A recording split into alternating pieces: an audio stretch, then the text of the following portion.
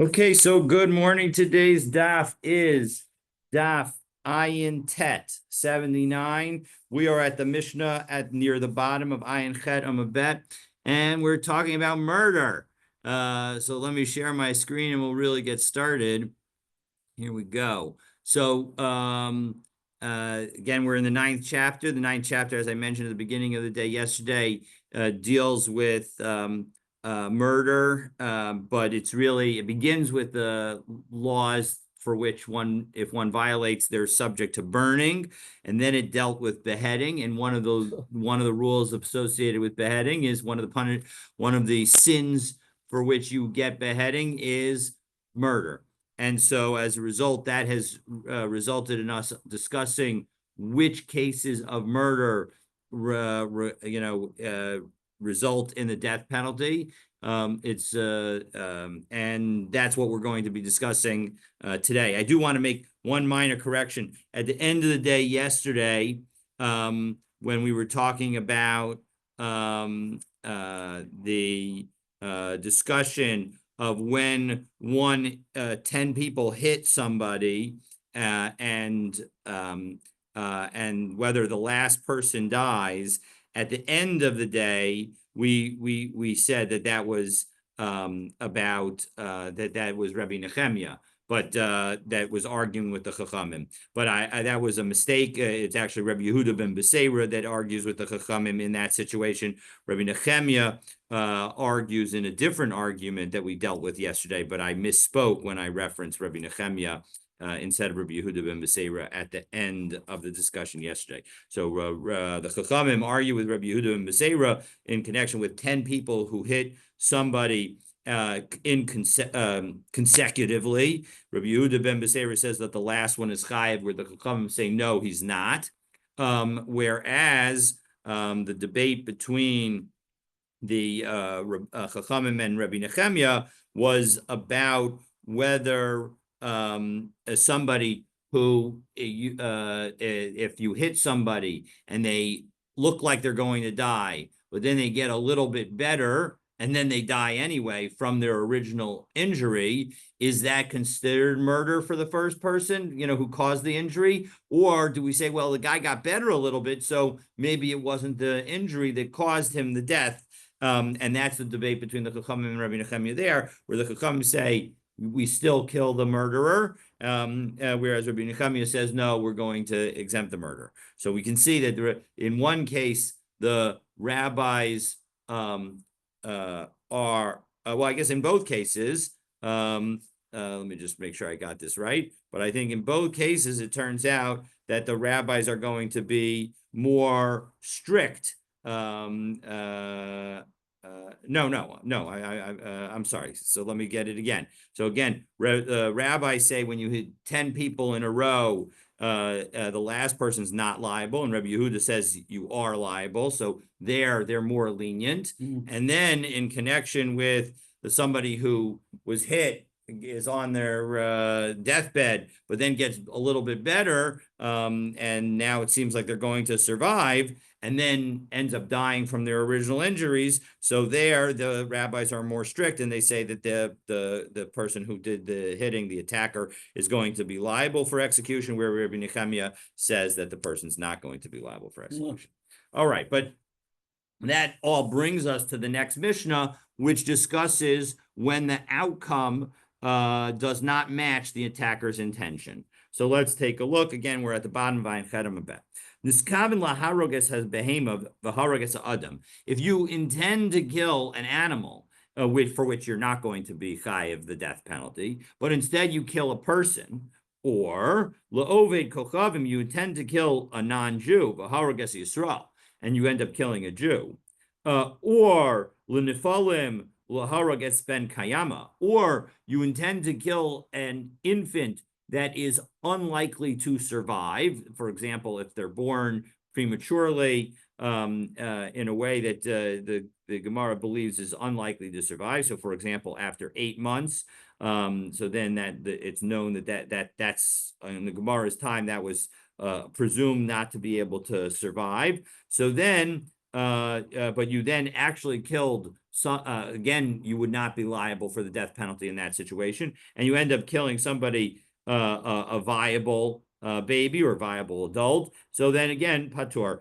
In all those cases, you are exempt. Let's take a look at the Rashis, bottom Rashis on Ayin Chedem Bet. Second to last wide line. Niskamin laharogas behema. Haya omid adam Eitzel behema. A person was standing next to an animal. V'niskamin laharog behema, and a third party was trying to kill the animal. V'harag adam, and they ended up killing the person that was standing next to it. Patur. The person is not going to be subject to the death penalty. Mishum deki asru be hasra safek, because when the people who warn the guy say, listen, maybe you're going to kill the person instead, you're not, your aim will be off.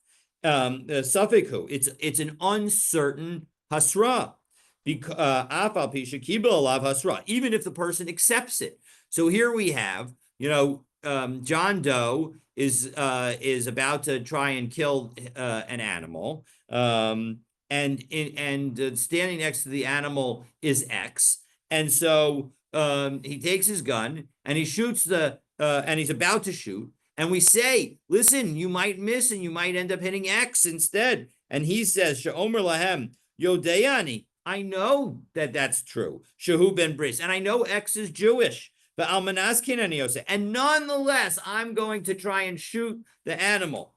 She'im argenu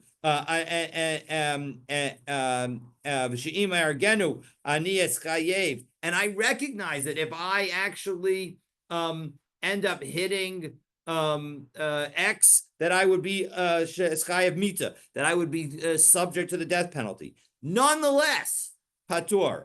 Because maybe he won't kill him. There's not a certainty associated with this warning. The point is that he's not trying to kill the guy. He's admitting that he's willing to die anyway, but that's not enough, according to Rashi. Now, I will note that the Yad Ramah takes a very different approach to all of this, and he says that the issue isn't here that the warning is considered an uncertain warning, but that it's not considered sufficient attention. It's not intention, it should say on my screen. The problem here is insufficient intention. So I got to remember to fix that. So the point is that that's the situation. And on Nefalim lo mechayev, and with respect to the premature baby, you're not going to be liable to kamo dekatel damu, because it's considered demo. His blood is considered as if it's already dead. So as a result, Ein lo damim, as we've saw that phrase before, and so he will not be liable. So in all those three situations, you killed somebody,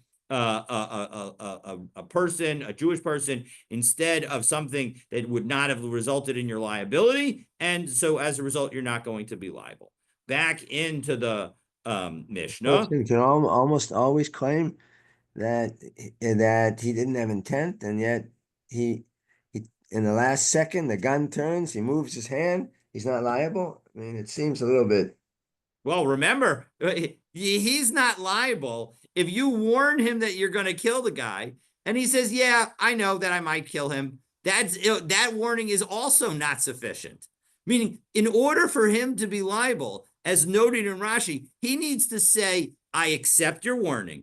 And even though you gave me that warning, I'm going to do this thing. And even though it's going to result in my being subject to the death penalty, effectively, you can imagine the only situation where somebody would actually be subject to the death penalty is if basically they said to themselves, I am willing to die in exchange for being able to do this murder. And that's the only situation where we'll basically say, okay, so now the guy's going to be subject to the death penalty. But no criminal will ever be subject to the death penalty, because no criminal will admit. So yes, I understand your question, but on some level, the question is about the entire system. Clearly, the entire system is not intended for people who are trying to engage in criminality. And we're going to deal with that very shortly. I think maybe tomorrow or the next day, very shortly, we'll be dealing with situations where the guy's a criminal. And so as a result, he's never going to accept any kind of warning. And so what do we do? So In fact, So he basically has to say, my intent is to kill this person. yes, that's Even exactly though- right. even And though- even and that's not even enough. And even though you've subject- warned me, I recognize that if I kill this person, I'm subject to the death penalty. And then he has to do it immediately. He can't even wait a few moments. Even Charlie Manson wouldn't agree to Yeah, that. exactly. Exactly. All right. So let's go continue. Niskaven lahakos amasnaf. You're going to try and hit him in his legs, in the, in the groin area. V'lo hayava, in the loins. V'lo hayava kidei lahamito amasnaf. But you don't hit him hard enough. Your intention is not to hit him hard enough, or the hit that you were doing was not going to be hard enough to kill the guy. But instead you swung at his loins, but instead you hit him in the heart because he bent down a little bit or something. And so and the strength ended up being enough that you ended up killing the guy. So patur, in that situation, you are exempt because the place where you were trying to hit the guy, it would not have killed him. This so alibo, if you wanted to hit him on his heart, and so and now we turn to ayin teramid aleph v'hayava kidei lahamis alibo, and you ended up and it would have been sufficient to kill the guy. So here you're trying to kill the guy, and you're trying to hit him in the heart, and that would be sufficient to kill the guy. But instead you accidentally ended up hitting him in the loins, where ordinarily where ordinarily it would not have been enough to kill the guy, but v'meis, and he dies anyway. Patur, again, you're exempt because the amount of force that you used in the location where you actually hit the guy was insufficient to kill in an ordinary case. And when the power that you hit the guy with is insufficient to kill and he dies anyway, so then you are not going to be liable to the death penalty. All right. Nahas, a similar kind of situation is Kavin Lahako says a gadol, you intend to hit an adult. Below hayabakide lahamis hagadol, and you don't hit with enough force to kill the adult. But in the end, you hit a little kid, and unfortunately, the mace, and it was enough to kill the kid, and the kid in fact died. Patur, in that situation, you're exempt because the amount of force that you were trying to do was not sufficient to actually kill the person that you were trying to hit.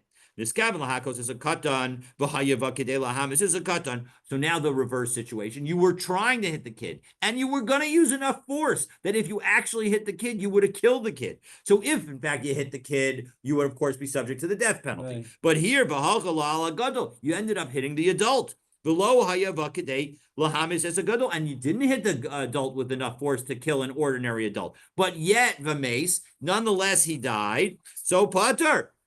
Okay. So that would suggest that in all the drive-by shootings, he would be putter, right? If he killed the wrong person.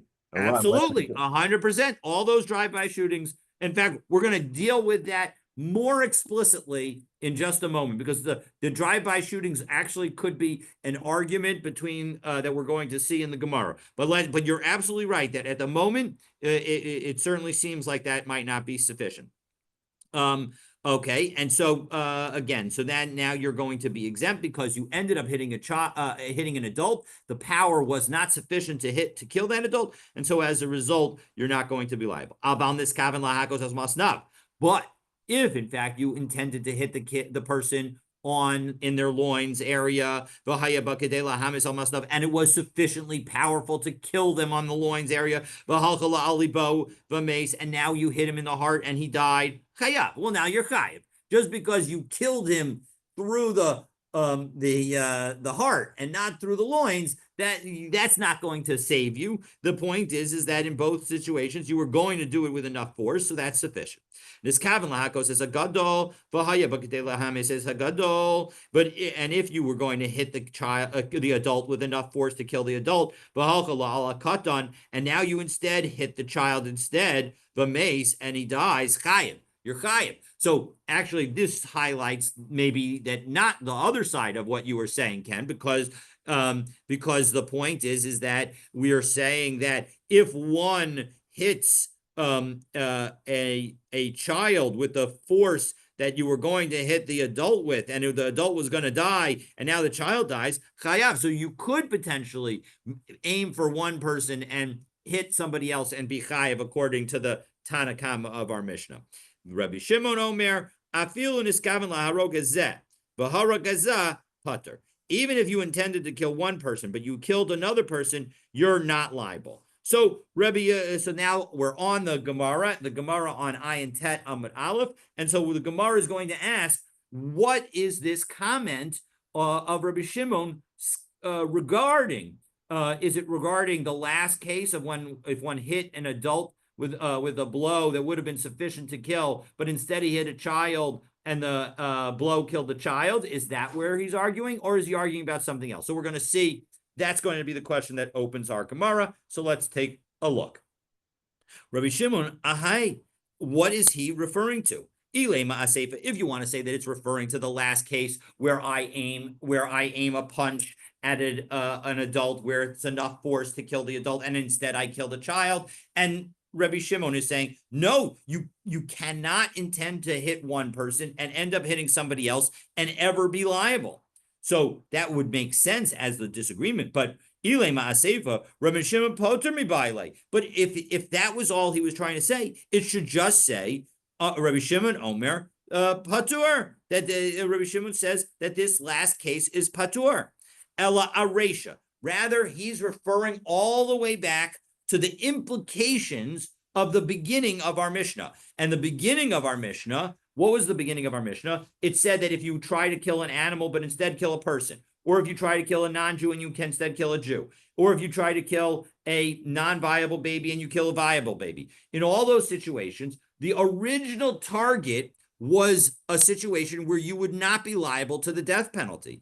And so it's on that situation where what's the implication, though? The implication is that if your original target would have made you liable to the death penalty, and now instead you hit somebody else that would also make you liable to the death penalty, you're going to be liable to the death penalty. And so it's on that Rabbi Shimon is going to say, Ella aration niskaven laharoges a behema v'haroges a adam laovid kochavim v'haroges Yisrael l'nefalim v'nefaroges es ben kayama patur.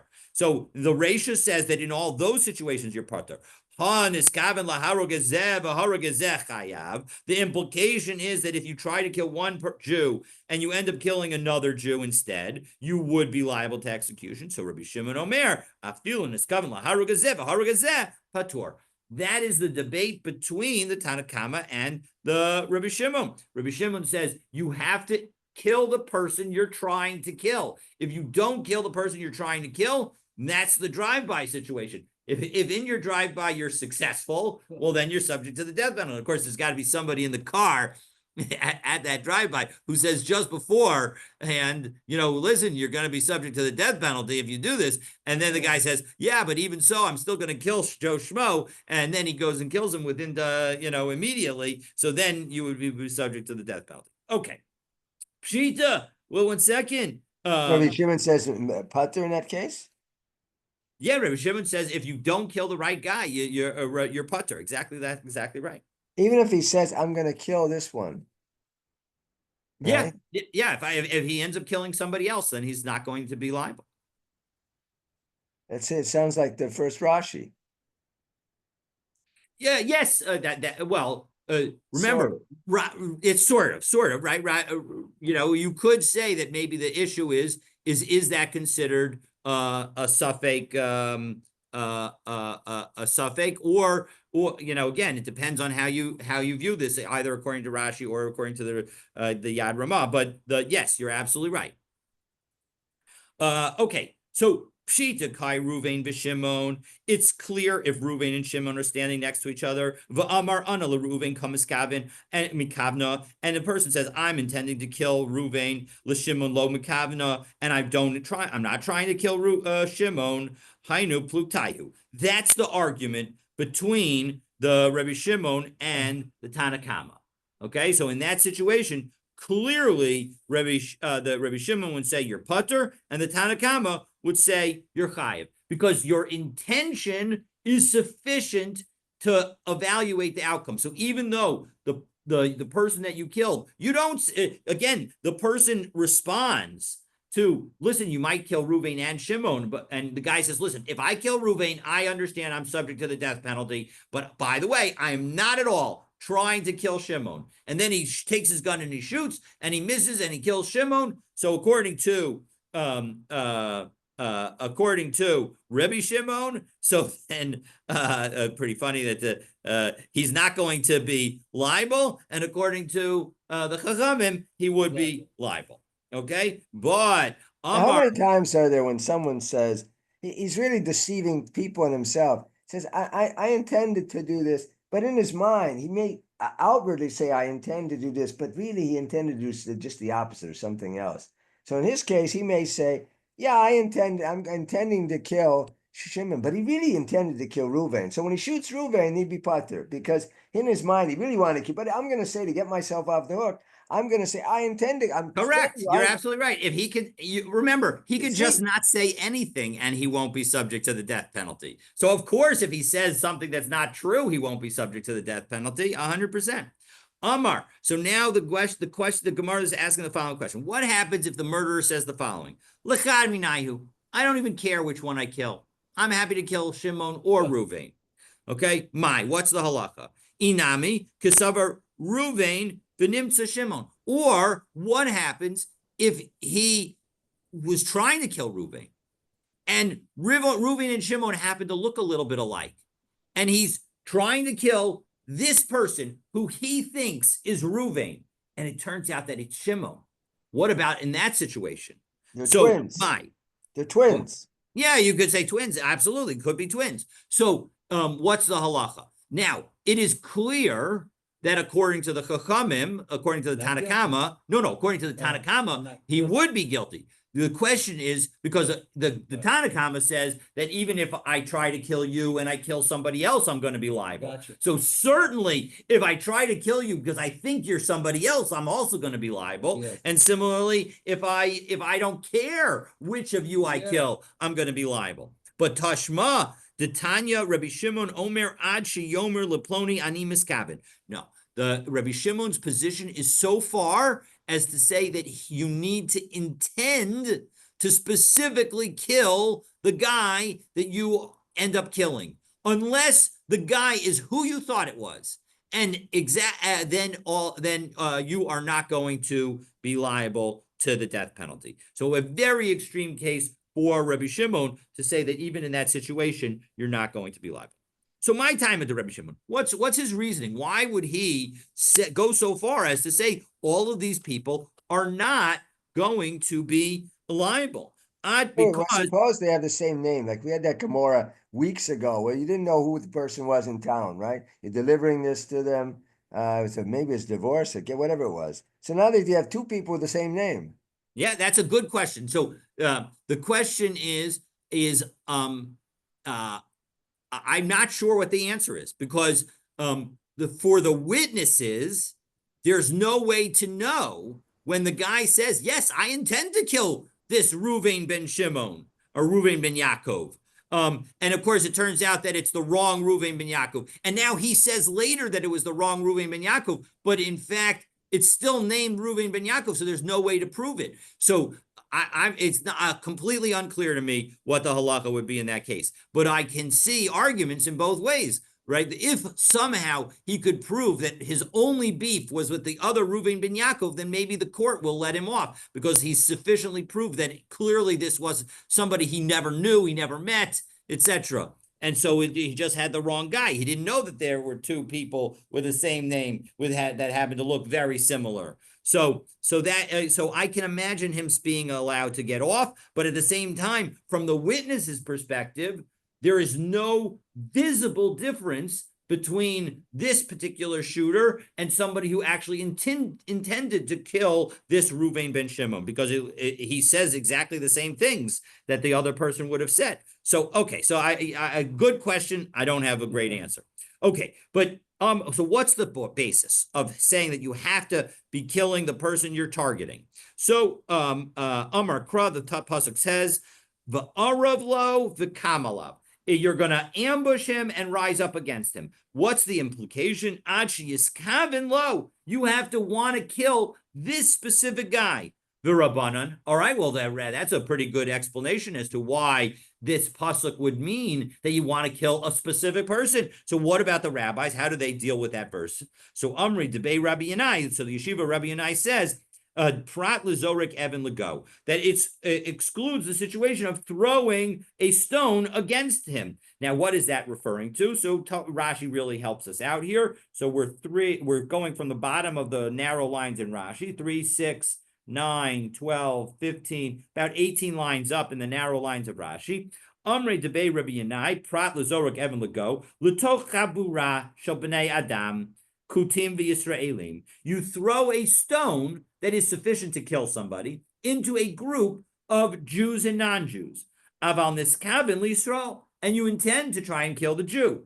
Zeh, this Jew. V'harag es achei vareu, and you end up killing somebody else. Lo asakra l'ma'ute. So that we need so that is the one, that's the situation that we need a pasuk to teach us that is going to be excluded, that situation you're not going to be liable for. So Hechidami, what's the situation? What's the group that we're talking about? If there's one Jew among 9 non-Jews, so Tepuk Deruba Kusim Ninhu. Well, then you throw the stone. You might be intending to kill this Jew, but you end up killing somebody else. So of course you're not going to be liable, because your intention, according to Rashi's understanding, is very suspect, because you threw it against 9 Jews.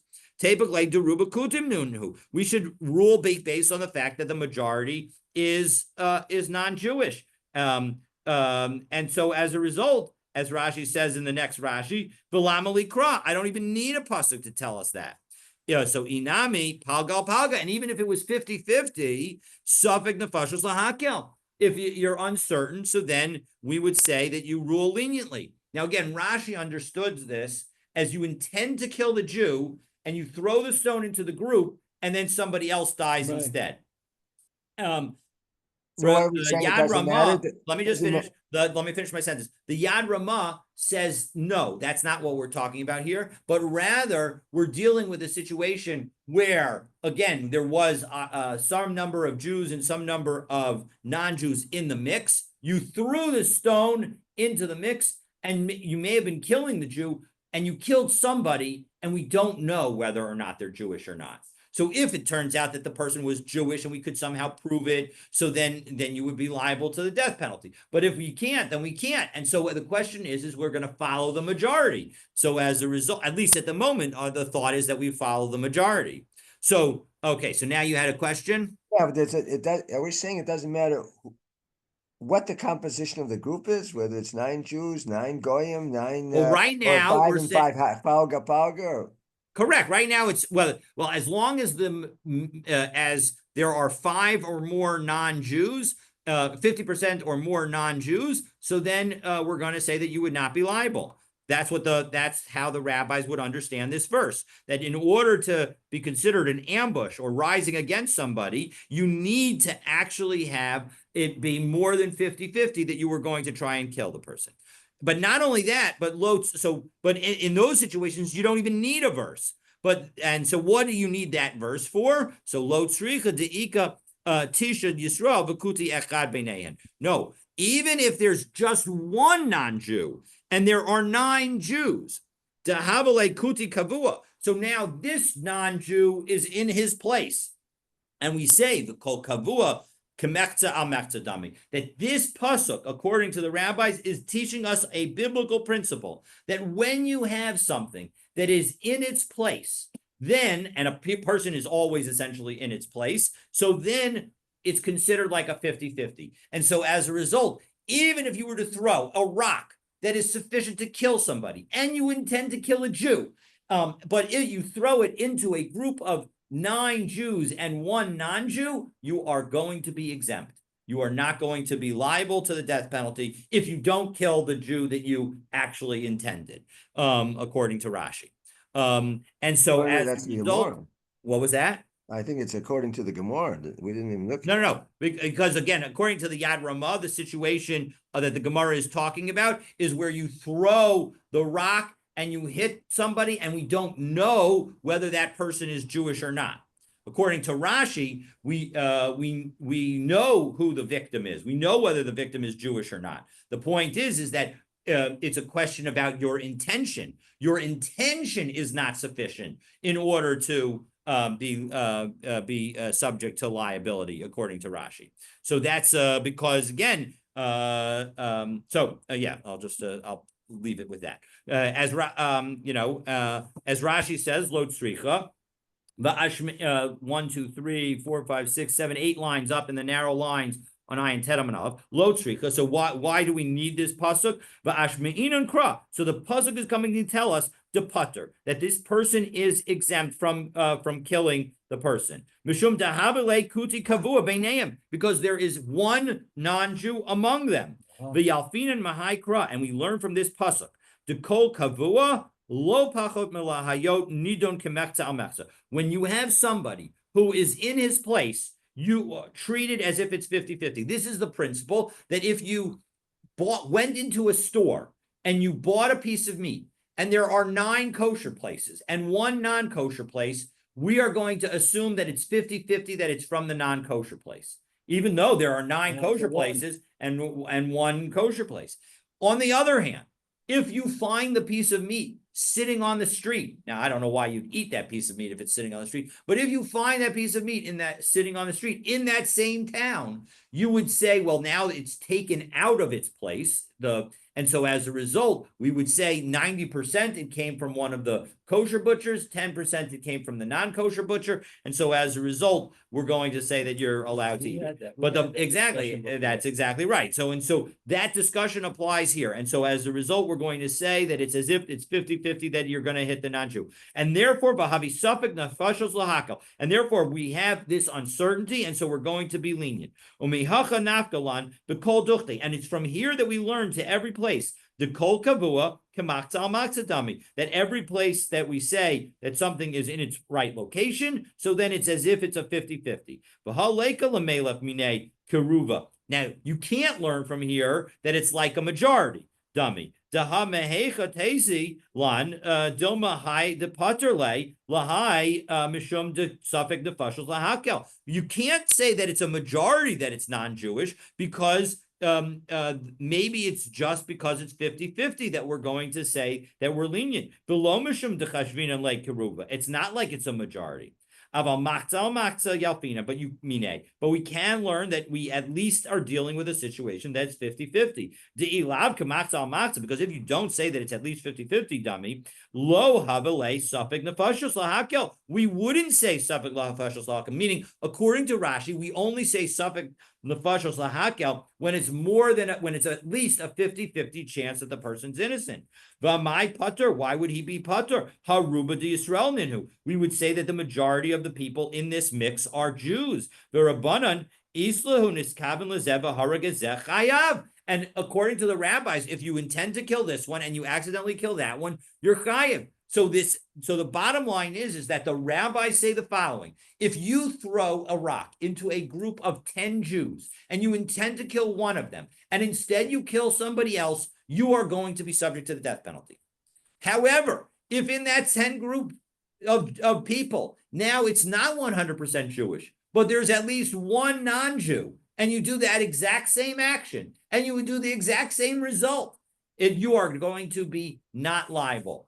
And so as a result, that's the situation that we're talking about. Now, the question is that only if you don't kill the original person that you intended, or is it also true if you kill? I don't think it's true if you kill the person that you actually intended. Meaning, if I throw the rock, if I'm actually accurate in my aim, and I throw the rock into that group of 10, and I'm trying to kill Shimon, and I kill Shimon, and you warned me, and I say, even so, I'm going to be subject to the death penalty, well, then I'm going to be subject to the death, because I killed the person I'm intending to kill. So that's my sense, and it's only if I kill somebody else do we say that, listen, yes, you ended up killing a Jew, but in that group, there was a 50-50 chance that you didn't kill a Jew, and so as a result, you're not going to be liable in that situation.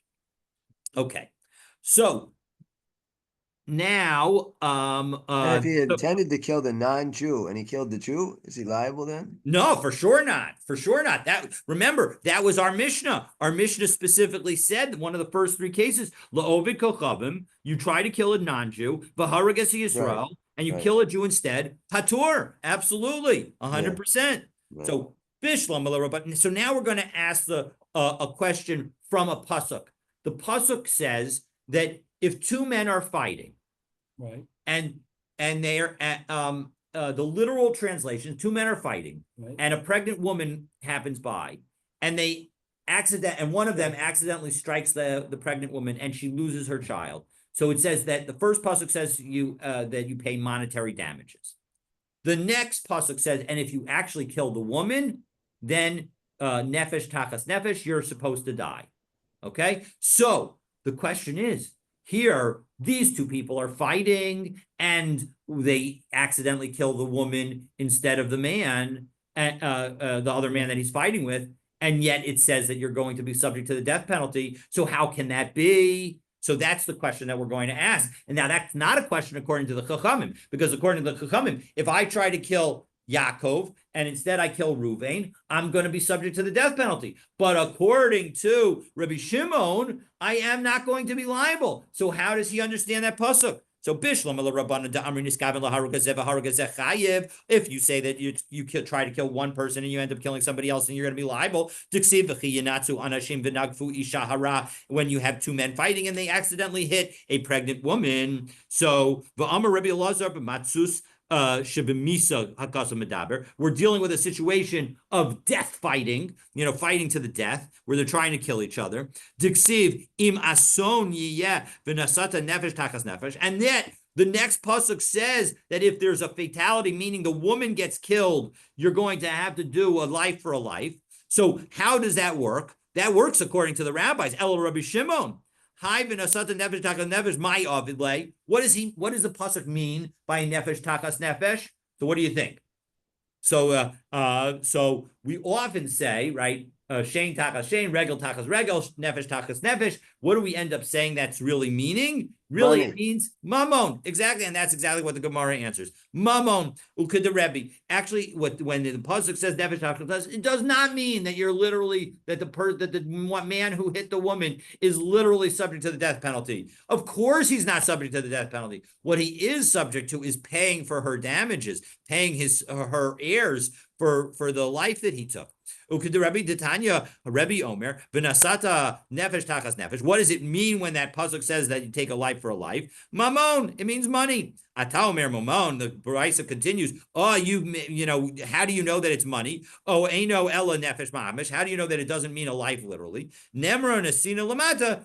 The nemra nasi. As we turn to Ayin Tedam and Bet, nasina lamala. It says nasina. It says giving in connection with paying for the nefela, paying for the miscarriage. And similarly, so therefore, when it says v'natana nefesh takas nefesh, v'nasata nefesh takas nefesh, so it's got that same language of giving in connection with this pasuk. So just as giving in the prior pasuk means money, malahalan mammon, afkakan mammon, in both cases, it means money. Okay, so Amar Rava Hadatana de Bechizkiah. So that which the yeshiva of Yechizkiah taught, Mavka midirabi umibidaka midirabanan. It's different both from Rebbe and Rebbe Shimon, and it's different from the rabbis. So again, let's go through what it is that the rabbis and Rebbe Shimon say, and then we'll be able to see how Chizkiah, what the yeshiva Yechizkiah says is different from both of them.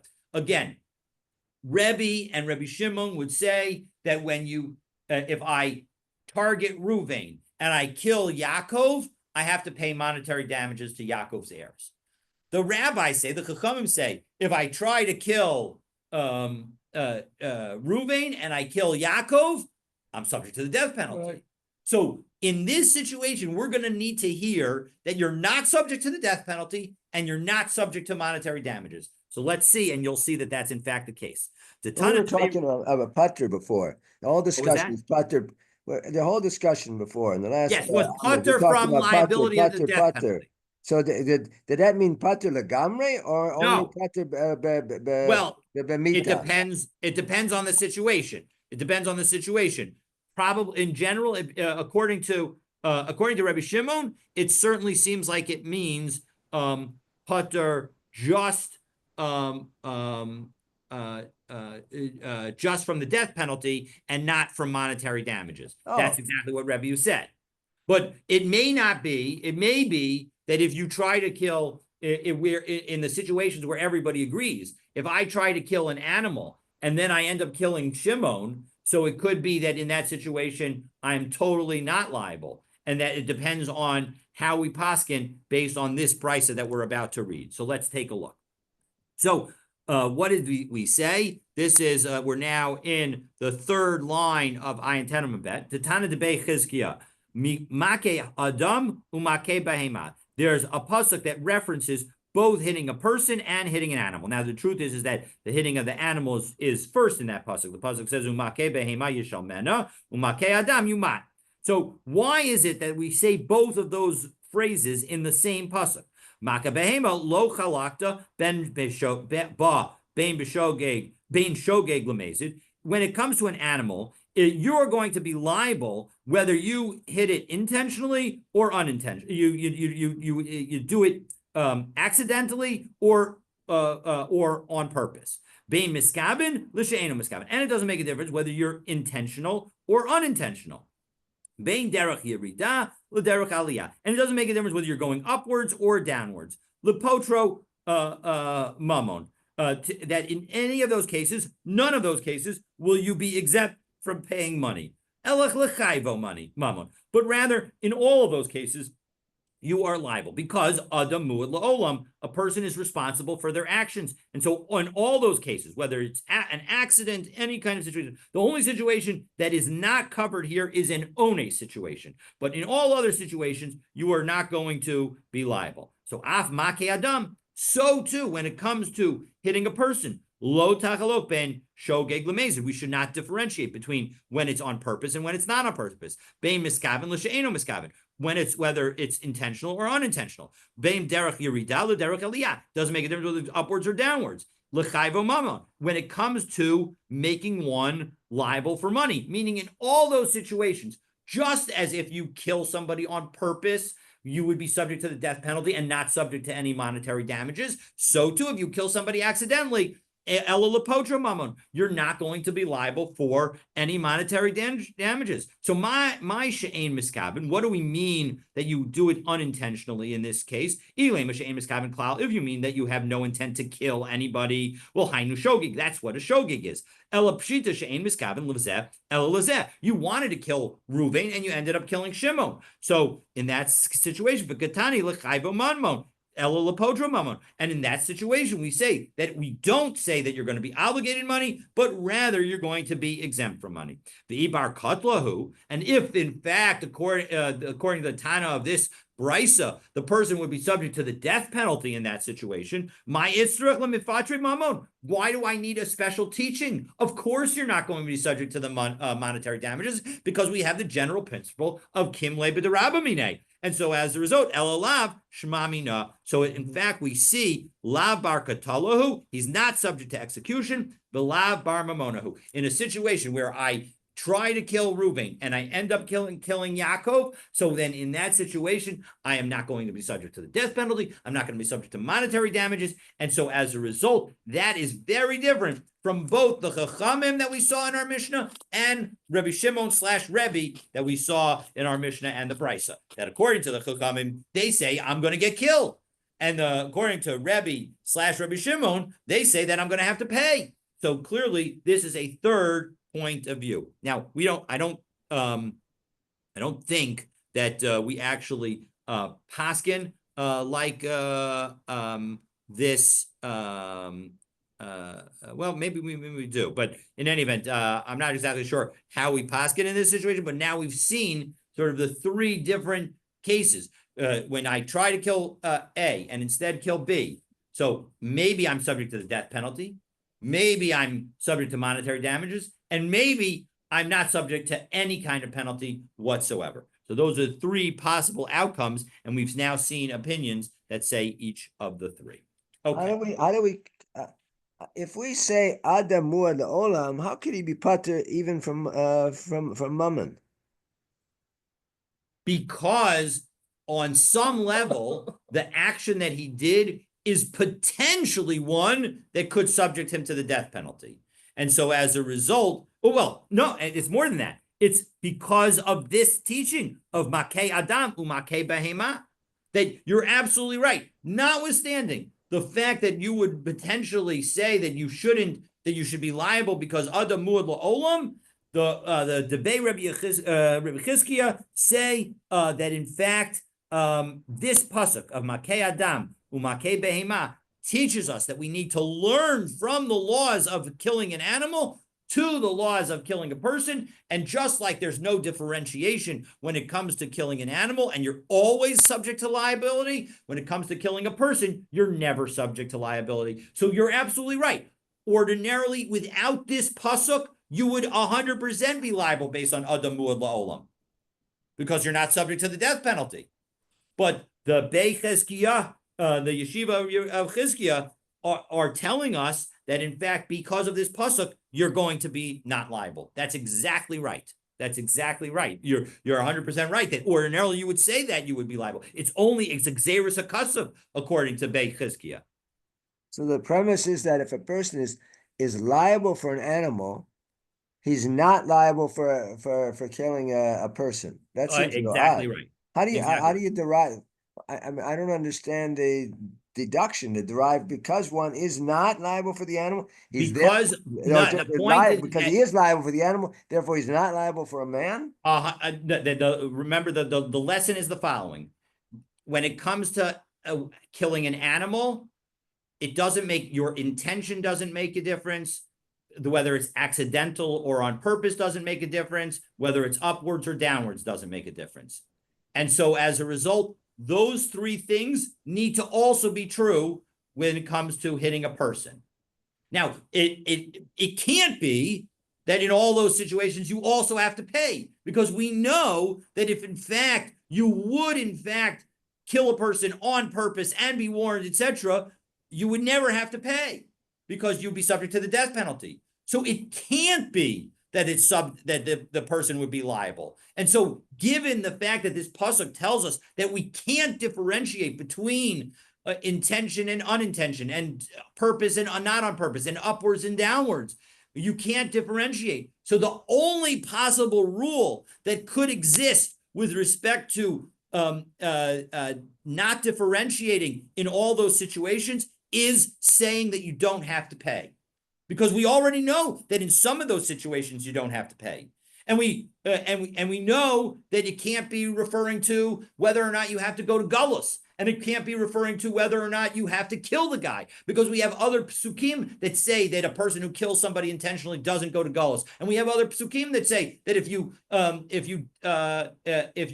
shogeg and you kill a person, you don't get killed. So as a result, the only thing it could refer to is talking about the monetary damages, and so as a result, it must be telling us that monetary damages are not applicable here. Okay.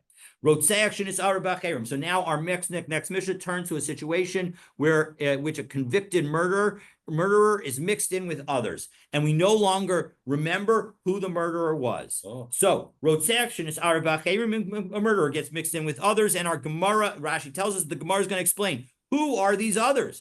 Kulan Peturin, everybody's exempt. Rabbi Yehuda Omer, Konsin Otan Lakipa, you put them in a jail. And Rashi says, "V'sham ma'achilin atam sa'orim," and there you feed them barley ad shetivka krisan, until their belly bursts. As we're going to see later on in our chapter. And so as a result, Rabbi Yehuda is saying something remarkable. Everybody in this group is going to get killed. Okay, so who are these others that the Tanakama is going to say that everybody's exempt? and Rabbi Yehuda is going to say that that they all get put into a jail where they're all going to die. So if you have a whole bunch of people who are subject to the death penalty and they're all mixed together, nidon and bekala, you judge them, you apply the most lenient type of death penalty. Hanisgalim v'nisrafim. If you have people who are supposed to get skila and burned that are all mixed together, Rabbi Shimon Omer nidonim b'skila shasreifa chamura. Rabbi Shimon says you kill them with the stoning because burning is the more severe capital punishment. No, nidonim b'sreifa v'shaskila chamura. The Chachamim say, the rabbis say, as we saw previously a couple prakim ago, that in fact no, sreifa is the less severe, and so as a result you give them sreifa. So Amar Lahem Rabbi Shimon says, Ilu haylo haysa sreifa chamura. If you want to tell me that sreifa is not more severe, lonis nitita Labas Kohen Shinzinsa, why would we give it to a Kohen's daughter who commits adultery? Clearly, that must mean it's the most severe. Amrulo, they said back to him, no, the Chachamim say, Ilu lo haisa skilu chamura. If stoning wasn't the one that was more severe, lo nitzav lemegadiv lo ovid kochavim, lo vadas kochavim, lo ovid ovadas kochavim. Why would we give it to somebody who engages in blasphemy or idolatry? Of course, those are way worse. They're saying, than a daughter of a Kohen who commits adultery. So that is the debate. So now we continue. If you have people who are supposed to get a beheading and strangulation, so Rabbi Shimon Omer b'sayif. Rabbi Shimon says that you give them the sword because he says that beheading is the less severe. And the Chachamim say no, it's strangulation that's the less severe. So manacherim. So now we'll conclude with this question that the Gemara asks, which is, who are the others? So 2 answers today, and we'll leave you with a cliffhanger for tomorrow. Yeah. Manacherim, who are these others? Ile ma'acherim ksherim. If you say that they're all innocent, pshita, then it's not necessary. Of course, the Tanakama is going to say that we let them all die, don't kill any of them. V'su, and moreover, b'halema Rabbi Yehuda konsen osan l'kipa, and moreover, how could it be that Rabbi Yehuda would tell us that we put him in the jail in order to kill them?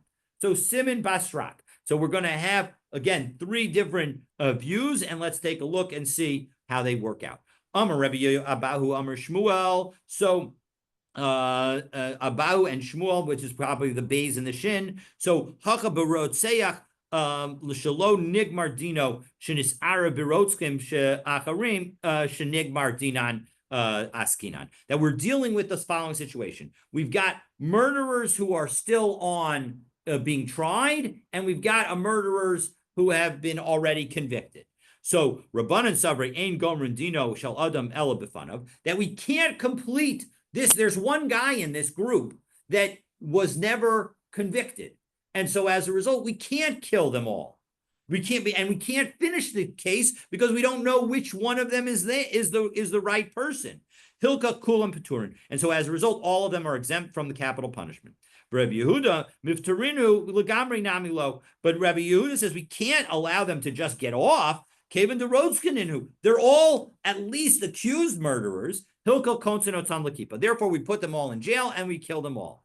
Reish Lakish Amar, no. Ba'adam dekuli alma lo pligi de petiri. No, if it was that situation, of course, even Rabbi Yehuda would say that you have to allow them. You can't kill them. You wouldn't be able to kill. I'm sorry, Rabbi Shimon. I'm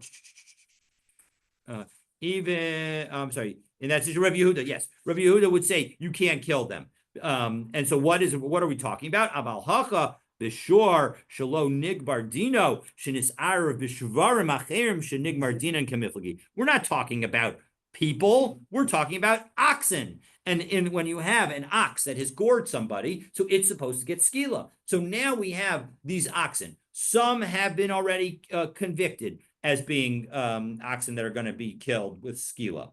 And now they get mixed in with other oxen that are not yet, that they haven't, for their verdict hasn't been finalized. So Rabbanan Savre Kamisas Balim, Kain Misas Ashur, that just as you can't kill an owner in that situation, similarly, you can't kill the ox. Ve'ein gomer dino shel shor ela b'fanav. You can't finish the judgment for this last ox unless the ox is there. Hilkal kulam paturin. Therefore, all of them are exempt. Rabbi Yehuda savar konsen osam lakipa. No, we can still put them all in a jail and let them all die. All right. Now, Rava is unhappy with both of these answers. On what basis does Rabbi Yehuda say you can put them in a room? I don't understand how that comes out. Because the point is you put them all in a room and you let them all the oxen starve to death, or you kill them with the food that you give them. Wait, it's the ox you put in the yes, the oxen. According to Reish Lakish, in the chamber. Yes, you put the oxen in the chamber, 100%. According to Reish Lakish, we're dealing with oxen rather than human beings. So you can understand why Rav is going to be unhappy with both these answers. But if you want to hear why, and you want to get his answer to the question, you'll have to stay tuned, God willing, to tomorrow's daf. I mean, it seems like we're talking about people. How do we bring in oxen here? 100%. I mean, the Mishnah, it seems to be, anyone who's reading this logically think we're talking about people. And all of a sudden we talk about ox? 100%. That is, Reish Lakish is hard to understand, but you understand where Reish Lakish is coming from, because who are these others? So it's to me, this is a real cliffhanger, because we haven't gotten a good answer to who these others are, because Rabbi Bau's answer in the name of Shmuel wasn't a great answer either, that it's talking about murders whose capital punishment has been convicted, meaning you got somebody who's accused of murder, and we're going to put him in a jail and let him die through either some form of starvation or some form of what he eats is going to cause his stomach to explode. That is like beyond fathomable that we would do that. That Rabbi Yehuda would say we would do that to somebody who hasn't actually been convicted of anything. So that's exactly why we're going to need Rava, and Rava is going to give us, God willing, the answer. But why are we putting in the beginning? Why are we putting? Why are we putting them all in a chamber along with other people? We just don't know. Well, the point is, we don't know. We had one person. He was convicted, and now he gets mixed up with a group of 9 other people. We don't know who this group of 9 other people, but Rabbi Yehuda is saying we're going to take all 10 people, because we don't know which one is the convict. We're going to take all 10 people and we're going to put them in jail, and we're going to starve them or somehow kill them through what we feed them. Right, but they convicted this fellow. They know who he is. No, they don't know who he is. They don't remember. That's exactly, of course, by definition, our case is we don't remember who the convict is from among the people that are in this group. If we knew who it was, we would just take him out of the group, 100%. The point is that he's in the group with other people, and we don't know which one he is. It's hard to fathom this, because they convicted him in front of court. They identified him. What, they're all twins? I mean, not twins. They're 10 people look alike. It must be. I mean, obviously, this is on some level just a theoretical hypothetical. It's not clear that there was ever this situation, but it's that's what the Gemara is trying to analyze exactly in that situation. If theoretically you would have this person and he gets mixed up with 9 other people, and we can't tell which one is the actual convict, what do we do with the 10 people? And the remarkable thing is that we've got 2 extremes. One extreme is saying that we let everybody off the hook, nobody gets killed. And the other extreme is that we kill all 10 of them. So what are the facts that would result in these 2 extreme positions? That's the question that we're stuck with at the moment. And that's why I love this as a cliffhanger, because we really need Rava to come through for us tomorrow. But don't we know, this person's under lock and key. He's on chains. They walk him into court. They know who he is. I mean, how did he escape and run away, and so now he's mixed up with 10 other people?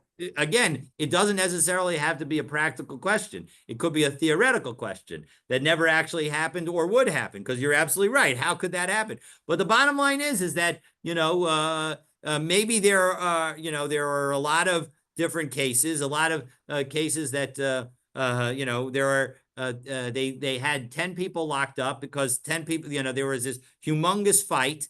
And it happened to be that everybody fought one person, and all 10 of the victims are now potentially on their deathbed. So, but we have to hold all of 10 of the people because we don't know, because we got to figure out whether or not they whether or not their victims die. So we're holding them in jail, and maybe we hold them all together, and now one of them dies and gets convicted, and they accidentally put him back in the holding cell, and the other 9 all survive. I'm not sure. I mean, just like I said, I'm making up the case. We got to see what the story is tomorrow. That's where Rav is gonna help us with understanding what the story is. But you're absolutely right that it's hard to imagine how it could happen. But that doesn't take away from the importance of learning what would happen if. I had one quick question on a Rashi learned earlier, which says, "Asa ata lo meute." It seemed to me that I was puzzled by the use of this. It's maybe a minor point. The use of the word "lo" there. It would seem that Yes, I was low. So lo, I think the way it says is lo asakrala meute, that we at the moment that we don't have a pasuk that would come to exclude that situation, and so as a result, this pasuk of va'arav lo v'kamalav is coming to exclude that situation. That's the way I understand that, Rashi. it's coming to the pasuk comes to exclude the what was it? Right, the Bei Rabbi Yanai, it's the Brat Lozorik Evan Lechgo. That's right. That was the Rashi. That's the Right. Rashi. So the point is that the Rashi is saying that if you when you have a whole bunch of people together and the person throws it in and intends to kill a Jew and he kills another Jew, the pasuk, even though it does not, the pasuk does not come. We don't have a pasuk to come to exclude that. Meaning that ordinarily we would think that you would be liable. And that's why we need v'arav lo v'kamalav to tell us that you would not be liable. All right, I'm going to stop the recording. Normally we normally have a pasuk to exclude, so we don't have that pasuk. So we have this pasuk instead. Exactly. It's all right. Confusing. It is a little confusing. I was confused at the moment that I read it as well, because I had expected it to say the exact opposite. So you're absolutely right. But I'm pretty sure that that's what it's trying to say. Have a wonderful day. Looking forward to continuing our learning tomorrow.